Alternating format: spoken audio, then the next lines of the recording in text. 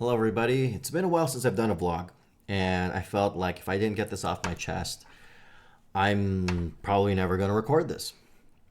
The date today is March 27, 2024. Uh, these are the last few days of me working with a business partner who I've also dated for several months now, off and on, I think.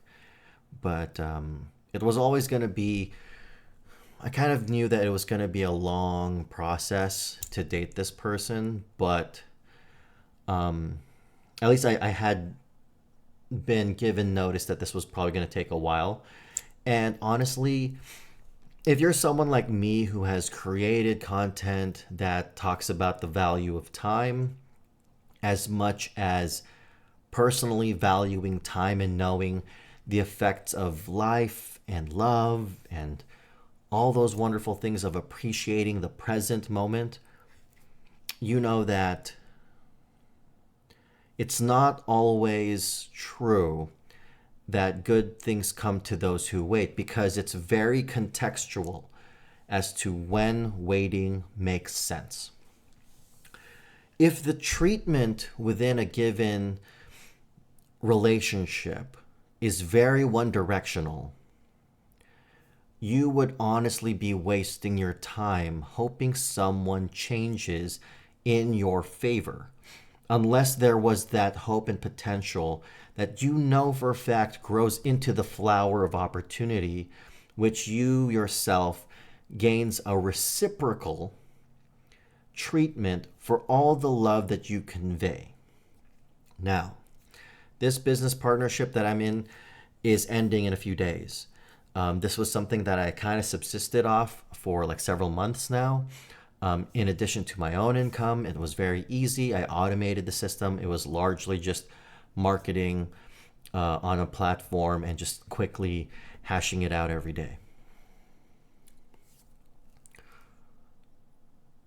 I knew this person that I had dated for several years, but I was always attracted to them, always found them charming, but I didn't start working with them until maybe sometime last year, and even more closely later half of the year. Probably more so starting around November. We or no, probably around August, September. We didn't start dating until December.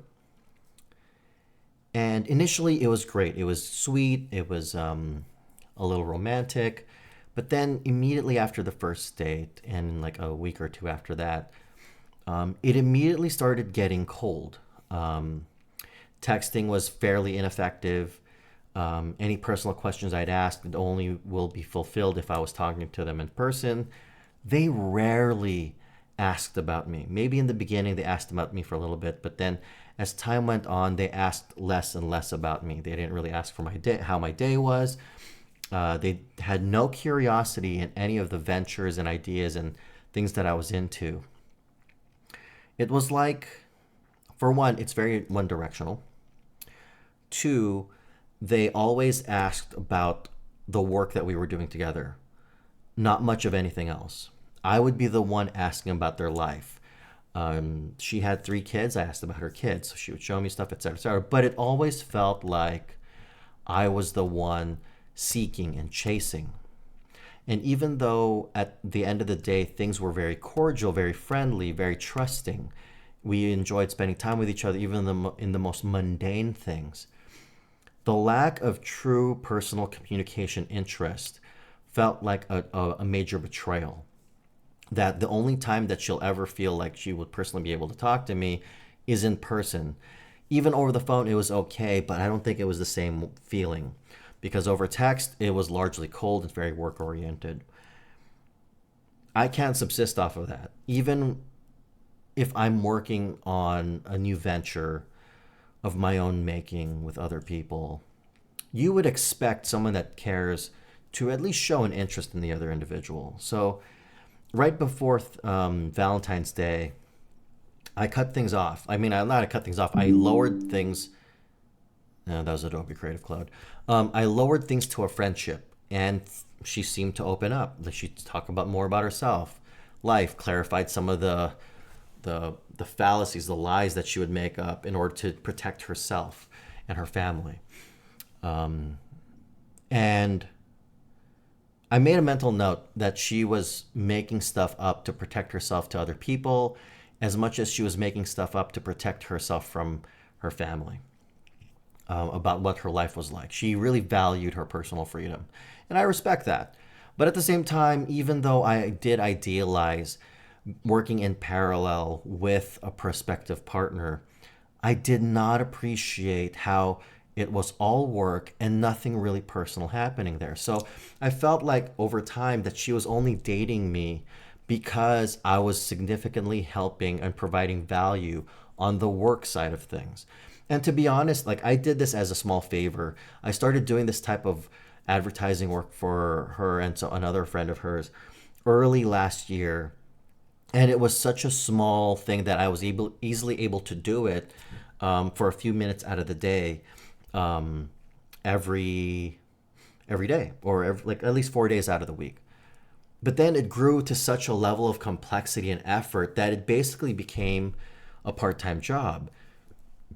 Now, to be paid a significantly small sum every day, that basically minimum wage pays more, and for the value of the technicality and skill that I provided, that what I was doing, especially for the income and outcome of the market, that's easily at least $70, $50 an hour. I was doing it for around 50, 70 like a day, and it was really, I was doing it as a favor to some friends that I've been to whom I considered friends. And you know, I think one of my biggest flaws is that when I have an idea and I want to see it work, I do that task really well, even though I'm underserviced and underpaid to do so. And I've experienced this for many parts of my life, and it's this cycle that I'm leaving, getting out of, because it's too easy for good people to be taken advantage of by other people's good intentions. A lot of times when people get taken advantage of, it's not because the other person has ill intent. No, it's because they had this idea of leveraging someone else, and doing so as a service, or because they feel it's better for everybody. Not because they really want to take advantage of someone. They're not the villain. They're not the one that's trying to destroy other people's lives. No, they do so because they themselves believe they're the hero. And I've already done this enough times. Even if you're watching this right now, maybe we've worked together at one point or another. But I mean, let's be honest. There's been times where people that I've always felt were good of character took advantage of me and not realize it, or they don't think they don't intend it to be. But that ethics aside, in this situation, I was being taken advantage of. And what she was doing is that over the last few months, she kept on increasing complexity until the last few weeks when I told her I couldn't do it anymore because I don't have time, because I'm building my own thing. And the way she responded to, I mean, let me explain how I did this. So when I told her I couldn't do it anymore, I created a bunch of instructional videos to which explained the process of how I did every single advertisement. Guess how many videos I made? I made 1, 2, 3, 4, 5, 6, 7, 8, 9, 10, 11, 12. 12 videos, 13 in total, because I also offered my final recommendations, because I gave business advice, because as far as I'm concerned, they're not as business savvy as me. Now, am I going to tell you I've made and collapsed many different companies? No, because I would rather learn from other people first before I'm getting ready to execute on my own idea. I'm doing that now. I'm executing on my own business strategy now, and it's a really good one. But when I'm advising other people, I do so with such specificity and dedication to teach them best practices or things to be aware of, so that they have a consistent, scalable process. I gave this to her off of a laptop, my old gaming laptop, because I wanted to see her grow her intended business, but do so not just for her sake. She has a few kids, and I want to see her support those few kids in a way that grants her that financial freedom to be free herself. But I did so with a generous heart. She told me last week that she lost that laptop. So that's all that work that I showed her, instructed her to provide a research. That's all out the window. That's on her. Things happen. I mean, I don't blame her for that. I feel no upset or guilt. I mean, I gave her the opportunity. The universe said, well, you just lost this laptop. Whether she sold it or whether she genuinely, someone broke into the car and stole it, that's for her to deal with. A part of me wonders if the universe is advocating in my favor to give consequence to those who have crossed me. Now, truth be told, I know that a lot of my past associates who have benefited off of my advice and my practice and my consistencies have felt the brunt of very dire consequences, whether they realize it or not. So for this situation, I'm not gonna continuously extend myself just to help out someone who I've already given a chance to, but more so like, sure, if I cared about them, yeah, maybe help. But at the same time, I feel like I was never really given the type of attention, affection. My friends do a way better job at checking in on me, asking how I am, what I'm up to, and I really appreciate those check-ins. This girl was not doing that. Even if she may have felt intensely about me at one point, she never shared that. She felt probably that she was better off not sharing her feelings. Maybe puts her in a vulnerable position that she didn't want to be with, or a vulnerable position that she didn't want to be in. It is not our role to constantly teach everyone the journey that they're on. Oftentimes, they must learn it for themselves because trying to prove someone wrong doesn't work most of the time. It's not about right or wrong. Oftentimes, it's about the feeling of what helps them feel good. And telling someone these things is not about a feeling, because the telling of someone my ego to them is just a matter of an ego clash. My version of leadership and teaching is about giving you the tools and foundation to experience life so that when it comes time to learn something, you have the tools to rationalize what your personal truth is. And this is the position I gave her. I gave her a massive, abundant resource that most likely no one will ever give her, because the way I do things is very in-depth and technical and as guiding as possible. But if that help has been robbed from her, that's the universe's task. But going all the way back from just my interaction with her, I know now what I value in a partner. I know now that I appreciate when a partner checks in on me. I appreciate when someone has an invested interest in me, when someone really seeks to appreciate me romantically the way I appreciate them. I'm not even talking about sex. Sex is his own thing. I mean, even though I've always aimed to be better at that activity in the bedroom, what's important to me is what are the wonderful possibilities that you can create in life. I have friends like Steve and Gwen who create these wonderful centerpieces of events and style and experiences, and I watch their social media feed and I'm just like, they're amazing as a couple. I have Chris and Arissa who helped me out of the gutter of a past relationship for a number of years and have led our social groups, and they exemplify a successful couple. They are a power couple that have succeeded in a way that I always admire. And I have friends like current friends who are helping me on this initiative. Um, John Balboa and his partner, who share coordination and collaboration, even if their interests are not all aligned. They have a way of collaborating, of spending time together, of showing value to each other. And a neighboring friend, Valerie, and her intended partner have a similar way of coordinating and collaborating and organizing. And I want that for myself, honestly. And I know a lot of you who are wondering why I'm still single can see that I would appreciate a partner like that. I mean, again, like, well, amongst my collaborators, Abigail and her partner, Justin, insightful, intelligent, strong, amazing couple.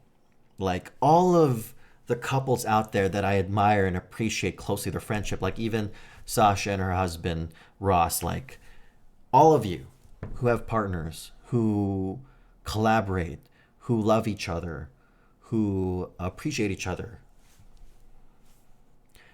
That is a powerful example to me. My parents are very similarly a power couple. My dad and my mom are like hubs in their friendship circles, and when they came together, several of their friends ended up together. Like it's already been set for me. Like there is an example of wanting to be with someone that is a collaborator, that is a partner, that is a best friend, that isn't a ball and chain. Maybe tradition dictates the ball and chain, but I am seeking someone that is either comparable to me or exceeds me. Um, you know how there's a complaint about what a number of women out there have experienced, where their their male partners just cannot tolerate them as a woman exceeding them financially or career wise. I'm not like that.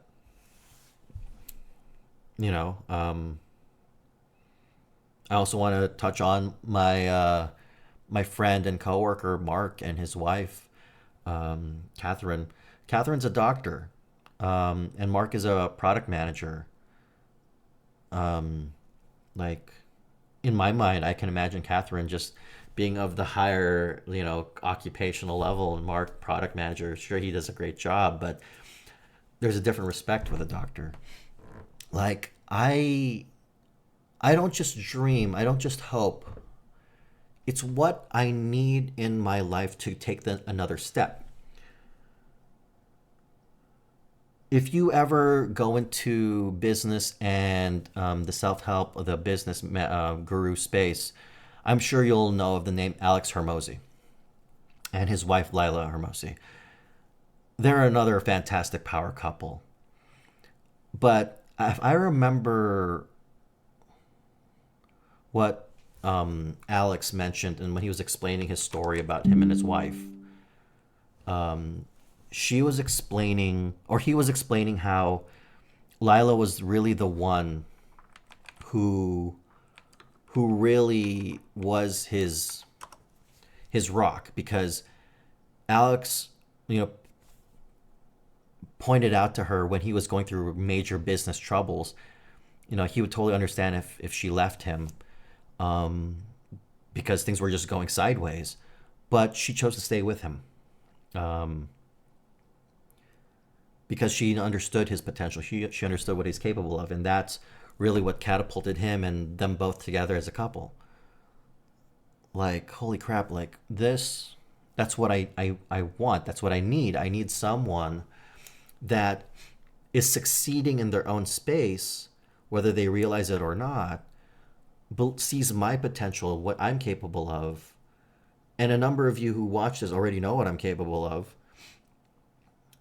And we just synergize, or we inspire, we catapult each other. We don't have to be working in the same business. We could be in parallel, but we inspire each other to continuously succeed in life. And all of these couples that I've ever spoken to, one or both, have all mentioned just that wonderful spark and inspiration to just boost each other. And I've been doing that for myself for at least the last 10 years, really treating myself as my own partner and really just finding the space and the peace and the presence to push myself as much as I can. But I know for a fact that I can't always do that alone. And it's not always about friends. It's not always about resource. It's about finding that one partner who, I'm just going to say, it just makes sense. It just makes sense.